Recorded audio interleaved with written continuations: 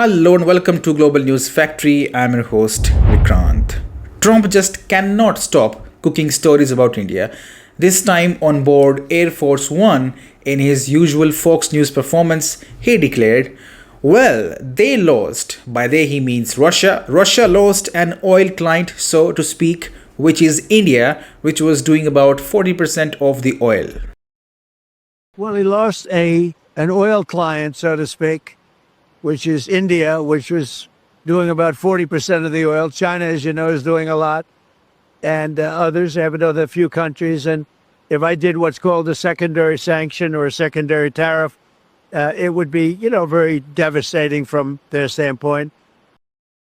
He even went further, suggesting that India's so-called snub of Russian oil is what forced Putin to attend the Alaska summit. Sorry, Mr. Trump, but the facts do not lie. India never left Russia. In fact, while Trump was busy spreading this fake news, India was busy buying record amounts of Russian oil. Now, here is the reality. In August, India's purchase of Russian crude rose to a massive 2 million barrels per day. That is not less, it is more. According to data from Kpler, 38% of India's 5.2 million barrels per day crude imports in the first half of August came from Russia. That is the highest share ever. And what is more humiliating for Trump is that August was the very month he imposed secondary sanctions or tariffs on India. Instead of backing down, India doubled down. Imports from Russia jumped from 1.6 million barrels per day in July to 2 million in August. The surge came at the expense of Iraqi oil. That is how snubbed Russia is, by gaining more business from India. Even India's biggest state-run refiner, which is Indian Oil Corporation (IOC), rubbished Trump's claim, his fantasy. IOC chairman Ravinder Singh Sahani said clearly, I'm quoting, "Neither we are being told to buy nor told not to buy. We are not making extra effort to either increase or decrease the share of Russian crude." He confirmed that Russian oil accounted for 22% of IOC's crude in April-June, and that volumes will remain steady. Translation: India is not bowing to US pressure. In fact, India's refiners are now actively looking for more Urals crude as discounts widen. Traders have confirmed refiners are reaching out for bigger deals. There is this report on your screen from Reuters. Now that means while Trump is truth posting about Russia losing India as a client, Indian companies are calling Russian suppliers for even more oil. And this is why Trump is rattled. This is why he is inventing fake news about India, walking away from Moscow, because in truth, India has humiliated Washington's tariff games. Proof? The India-US trade talks have now collapsed. After the Alaska summit, negotiations were quietly put on pause. A Washington delegation was supposed to be here in India in August, but that visit has been halted, as reported by Indian Express. And that takes us back to Bessent's open threat, Scott Bessent's open threat to India. He warned earlier this month that if things do not go well in Alaska, tariffs on India could go higher than the current 50% rate. That was Washington's pressure tactic. Instead, what happened? India bought record Russian oil and is negotiating with 50 other nations for new trade markets. The decoupling is on the way. The US bluff was called. So let's make it simple for Trump. India is not waving the white flag. India is not deserting Russia. India is buying and buying more. The only thing India has snubbed is America's arrogance. And one last point for Mr. Trump. When it comes to trust, Russia is a long-term ally. Through wars, through sanctions, through crises, Russia has stood with India. Trump may come and go with his tariffs and tantrums, but the Moscow-Delhi bond, that is not breaking.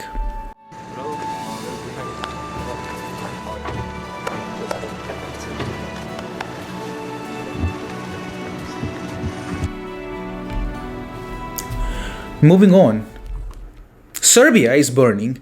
The ruling party's offices were attacked, streets turned into battle zones, and the West, as usual, is playing its favorite game: democracy protests. Here is the reality. On paper, these protests are anti-corruption protests. Cute, sounds noble. Who does not like fight against corruption, right? Except in Serbia, this movement, so-called movement, has nothing to do with corruption. It is about regime change. Over the past few months, hundreds of thousands have taken to streets, but on August 13th, the mask slipped. These so-called peaceful protesters turned violent when faced by pro-government rallies. They smashed the windows of the Serbian Radical Party's headquarters. They clashed with police. They did not look like candle-holding activists. They looked like a Western-sponsored mob. And then comes the cherry on top. Michael O'Flaherty, Europe's Human Rights Commissioner, suddenly finds his voice. He lectures Serbia on disproportionate police force and urges Belgrade to stop arbitrary arrests. Now wait a second. Where was his statement on protesters smashing government offices? Where was his outrage when they assaulted security forces? Silent, because the EU loves violent protests and mobs when they are against governments the EU does not like. President Alexander Vučić is right. This is not about corruption. This is a foreign plot to overthrow him. Do not take my word for it. Listen to the EU itself. Back in May, the EU's foreign policy chief, Kaja Kallas, I know you hate seeing her on screen, but I can't help it. This lady, this demon, stood in Belgrade and delivered an open threat. And I'm quoting her. Serbia faces a strategic choice where it wants to be. Okay, translation: either Serbia stands with West or it stands with the East. Either Serbia abandons Russia and joins Europe's anti-Moscow crusade, or there will be consequences. What consequences she was talking about? Maybe this. So the other part of the question was about the the alignment of the common foreign and security policy. So we discussed this with the government as well, and of course, one of the issues that was brought that the normalization of the relationship with Kosovo is actually hindering the common foreign policy alignment, which is, of course, if you look at the elements, it is disputable, I would say. So I raised this issue, and this is definitely something that we expect from the candidate countries to follow the policies. Otherwise, the kind of message it sends is like, do you want to be with us? Because if you are in the European Union, we work together, and this is how we operate. So the timing was not random. Just days earlier, Vučić had stood next to Putin in Moscow for the May 9 victory parade. Now, Brussels hated that. Serbia reminded the world it still honors its old friendship with Russia. And suddenly, boom, youth protests. This lady, Kaja Kallas, met anti-government protesters right on Serbian land in May. And Western media has since amplified anti-government voices. Looks familiar, right? Ukraine, Georgia, copy-paste, copy-paste. But wait, it gets even more shameless. Kallas not only met the protesting youth, she then flew to Kosovo. Yes, Kosovo, which is, of course, Serbia's land. Now, did she ask Belgrade's permission before doing that? No, I think. Did she refer to Kosovo as a province? No. She called it a country. Country, and demanded Serbia normalize ties with Kosovo. Her exact words: it is time the two countries to overcome the past. Two countries? Excuse me, Miss Callas. Kosovo is not a country. This is not diplomacy. This is provocation on Serbian soil. If this were China and she had called Taiwan a country, she would have been escorted straight to the nearest airport and kicked out. Serbia, frankly, should have done the same thing. Arrest her for interfering in countries' internal politics. Because what is happening in Serbia right now is not democracy, it is blackmail. Brussels wants to twist Belgrade's arm until it bows down to Kosovo, cuts ties with Russia, and kneels before NATO. If Vucic pushes back, they will keep fueling the streets, funding NGOs, and calling violent mobs freedom fighters. But here is the part that should make Brussels nervous. Serbia is not alone. Moscow has already made its stance clear. I'm quoting, "We cannot remain unresponsive to what is happening in brotherly Serbia." Translation: don't push too far, Europe, because Russia will push back.